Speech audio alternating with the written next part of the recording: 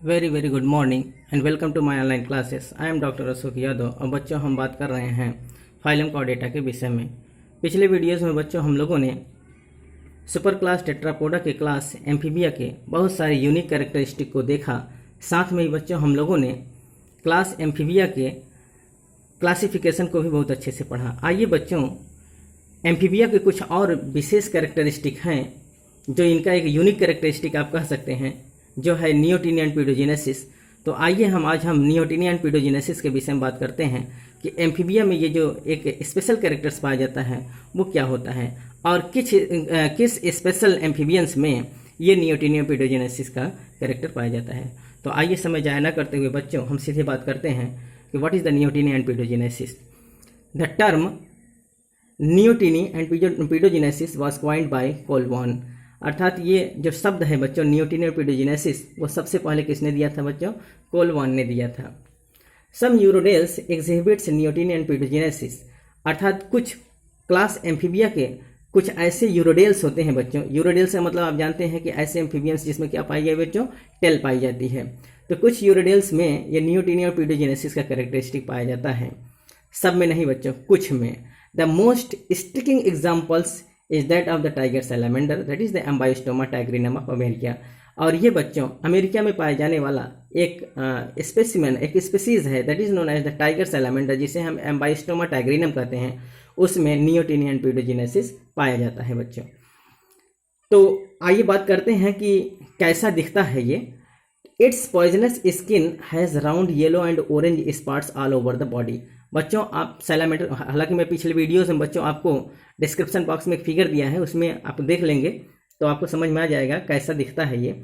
इसका जो स्किन होता है बच्चों वो पॉइजनस होता है। क्यों? Due to the presence of the poisonous gland in the skin. इनके स्किन में पॉइजनस ग्लैंड पाया जाता है, तो इनका स्किन कैसा होता है? पॉइजनस होता है। और स्किन दिखता कैसा है बच्चों? Round yellow and orange spots. इनके पूरे शरीर पर राउंड येलो और ऑरेंज स्पॉट्स पाया जाता है, सच एज द टाइगर। जिस प्रकार से टाइगर में आप स्पॉट देखते हैं उसी प्रकार से इनके भी स्किन पर टाइगर जैसे स्पॉटेड पाए जाते हैं। इसीलिए इसको बच्चों हम टाइगर सैलामेंडर या एम्बाइस्टोमा टाइग्रिनम कहते हैं, क्योंकि टाइगर जैसा इनमें धारियां पाई जाती हैं, टाइगर जैसे स्पॉट्स पाए जाते हैं येलो कलर के।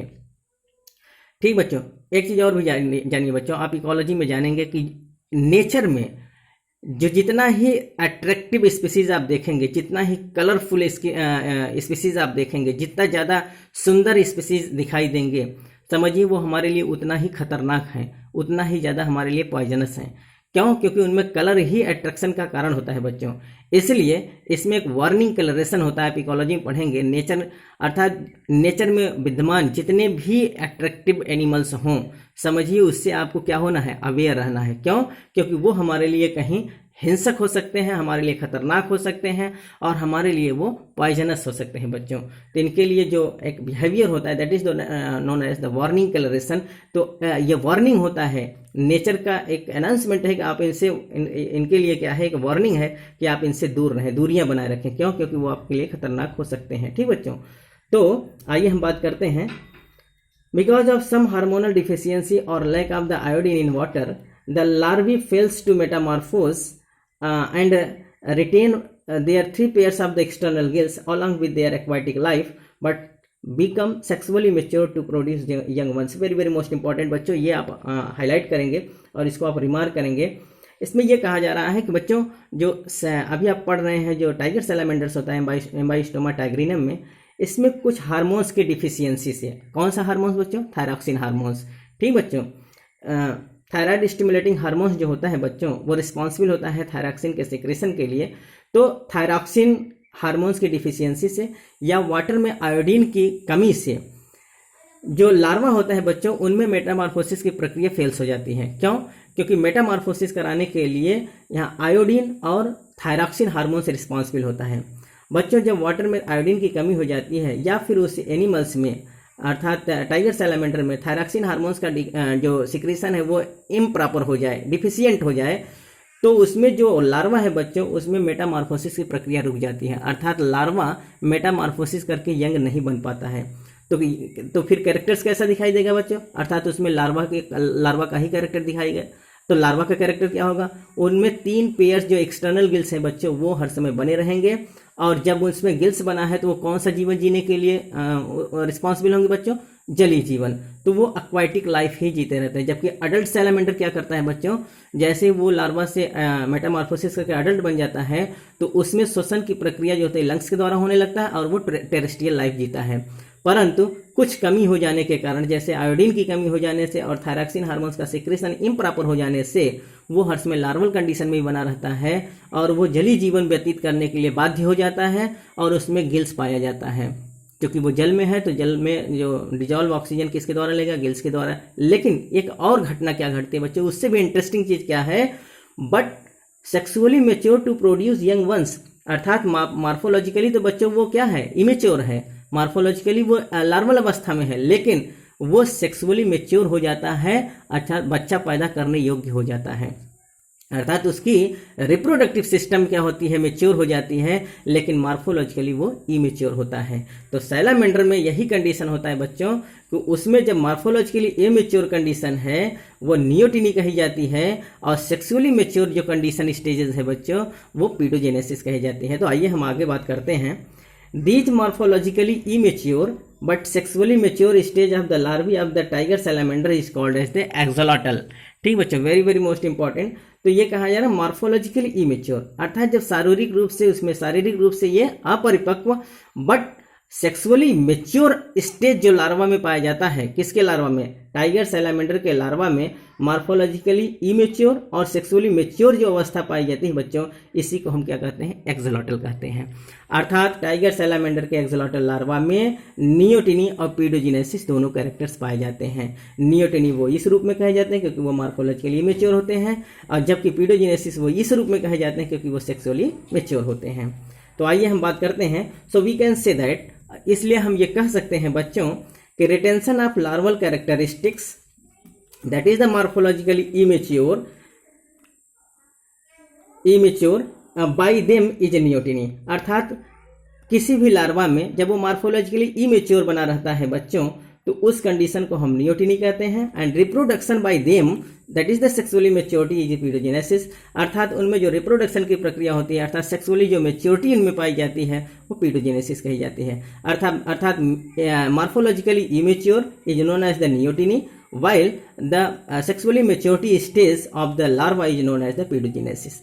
ठीक बच्चों, अर्थात जो वो मॉर्फोलॉजिकली शारीरिक रूप से अपरिपक्व अवस्था को हम नियोटिनी कहेंगे और सेक्सुअली रूप से मेच्योर अवस्था को हम क्या कहेंगे, पीडोजेनेसिस कहेंगे। और ये दोनों कैरेक्टर बच्चों किस में देखी जाएगी, टाइगर सैलामेंडर में या एम्बाइस्टोमा टाइग्रिनम में देखी जाएगी। ठीक बच्चों, आइए बात करते हैं। However when fade on exogenous thyroid extract that is the iodine they loss gills, develop lungs and metamorphosis into usual air breathing terrestrial adult। Very very most important बच्चों, अर्थात जब हम इसको थायराइड देंगे, अर्थात थायराइड एक्सट्रैक्ट के रूप में अगर हम आयोडीन देना शुरू कर दें और इसको थायरॉक्सिन हार्मोन से इंजेक्ट करा दें तो बच्चों इसमें क्या हो जाएगा, जो गिल्स है लार्वा के अंदर वो क्या हो जाएगा, लॉस हो जाएगा।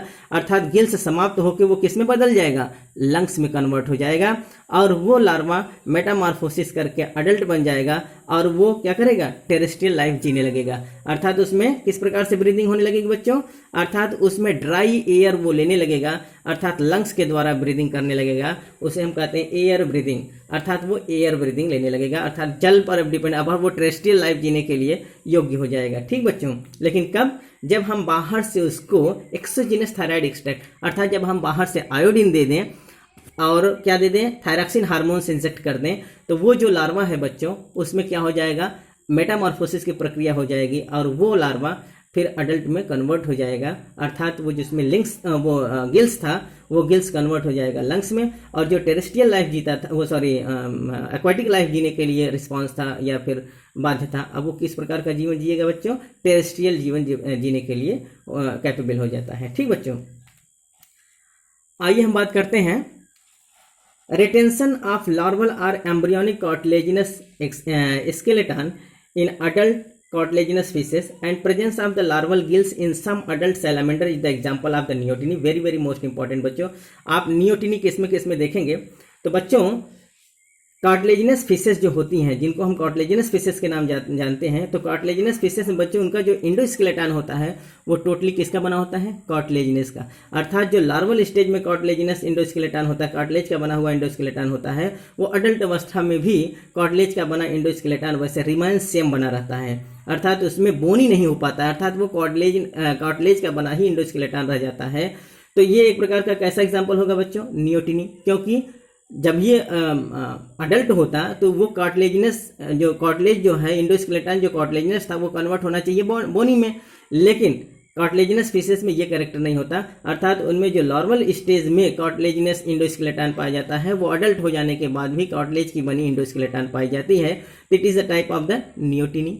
दूसरा क्या है बच्चों? Presence of the larval gills in some adult salamander, और कुछ एडल्ट सैलामेंडर में, जो कि मैंने बताया, क्यों बच्चों? क्योंकि उनमें कुछ फैक्टर्स ऐसे हैं, कुछ ऐसे इन्वायरमेंटल फैक्टर्स हैं जो उनको प्रभावित करते हैं, जैसे सुटेबल एटमॉस्फेयर का ना होना, पानी के अंदर आयोडीन की कमी हो जाना, या उनके शरीर से थायरॉक्सिन हार्मोन्स का सिक्रीशन ना होना। इन सब कंडीशन में बच्चों क्या होता है कि जो सैलामेंडर है वो हर समय क्या बना रहता है? वो लार्वा कंडीशन में ही बना रहता है, अर्थात अडल्ट सैलामेंडर में भी गिल्स पाया जाता है, और गिल्स पाया जाना किस चीज़ का द्योतक होता है? नियोटिनी का द्योतक होता है। तो वही कह रहा है बच्चों कि इसमें एम्ब्रियोनिक कार्टिलेजिनस स्केलेटन का कार्टिलेजिनस फिशेस में पाया जाना और अडल्ट सैलामेंडर में लार्वल गिल्स का पाया जाना एक प्रकार का नियोटिनी का एग्जाम्पल्स है। ठीक बच्चों, आइए दूसरी बात करते हैं हम पीडोजिनेसिस के रूप में। Whereas ammocoete larva of Petromyzon and axolotl larva of salamander shows the examples of the paedogenesis. अब यही दूसरे जगह पीडोजिनेसिस कौन शो करता है बच्चों? तो पेट्रोमाइजान का एमोसिएट लार्वा और सैलामेंडर का एक्सोलॉटल लार्वा क्या शो करता है बच्चों? पीडोजिनेसिस। क्यों? क्योंकि इनमें लार्वल अवस्था दिखाई देने के साथ भी, अर्थात इनका जो मार्फोलॉजी है बच्चों वो बिल्कुल लार्वा जैसा दिखेगा, लेकिन ये सेक्सुअली मेच्योर होते हैं, अर्थात ये क्या है? रिप्रोडक्टिव सिस्टम सेक्सुअली ये मेच्योर होते हैं, और ये एक प्रकार का एग्जाम्पल क्या होता है बच्चों? पीडोजिनेसिस का एग्जाम्पल होता है। तो पीडोजिनेसिस का एग्जाम्पल हम किस में देखेंगे? पेट्रोमाइजान के एमोसिएट लार्वा में और सैलामेंडर के एक्सोलॉटल लार्वा में, क्योंकि ये दोनों क्या होते हैं बच्चों? सेक्सुअली मेच्योर होते हैं। विच refers to the development of the gonads and reproductive phases as like adult amphibian, अर्थात जिस प्रकार से adult amphibians में रिप्रोडक्शन की प्रक्रिया होती है और गोनड वेल डेवलप पाए जाते हैं बच्चों, उसी प्रकार से एक्सोलॉटल लार्वा और एमोसिएट लार्वा में गोनड्स वेल डेवलप पाए जाते हैं और इनमें रिप्रोडक्शन की प्रक्रिया सक्रिय पाई जाती है। ठीक बच्चों, तो एक्सोलॉटल लार्वा और एमोसिएट लार्वा ये दोनों क्या शो करेंगे बच्चों? It is the example of the paedogenesis, जबकि कार्टिलेजिनस फिशेस और जो अडल्ट सैलामेंडर में गिल्स का पाया जाना ये दोनों किस चीज़ के एग्जांपल्स हैं बच्चों? नियोटिनी के। ठीक बच्चों, तो आइए अब हम बात करते हैं एक्सोलॉटल लार्वा के विषय में। एक्सोलॉटल लार्वा के क्या कैरेक्टर्स हैं बच्चों और ये कैसे दिखते हैं, आइए हम बात करते हैं एक्सोलॉटल लार्वा को। ठीक बच्चों, आप देखिए फिगर में आपको दिख रहा होगा कि एक्सोलॉटल लार्वा कैसा है। ठीक बच्चों, तो देखिए एक्सोलॉटल लार्वा में ये बच्चों एक्सटर्नल गिल्स हैं जो 3 पेयर एकदम बाहर से दिखाई देता है। 3 पेयर एक्सटर्नल गिल्स लेटरली होते हैं दोनों साइड्स में। ये आई है, ये नॉस्ट्रिल्स है, ये माउथ है, और ये देखिए बच्चों फोरलिम दिखाई दे रहा है, ये इनका ट्रंक भाग है, ये हाइंड लिम्ब है, और ये कॉडल फिन्स है। ये आपको मार्फोलॉजी दिखाई दे रही है। ठीक बच्चों, तो आइए हम इनके कैरेक्टरिस्टिक को देखते हैं थोड़ा। ठीक बच्चों, ये वीडियोस लंबा होता जा रहा है, आइए हम इनके कैरेक्टरिस्टिक के विषय में हम दूसरे वीडियोस में देखेंगे। ठीक बच्चों, तो आज के लेक्चर्स में हम इतना ही बताएंगे। अगले लेक्चर्स में बच्चों हम एक्सोलॉटल लार्वा के कैरेक्टरिस्टिक के विषय में बात करेंगे। तब तक के लिए धन्यवाद।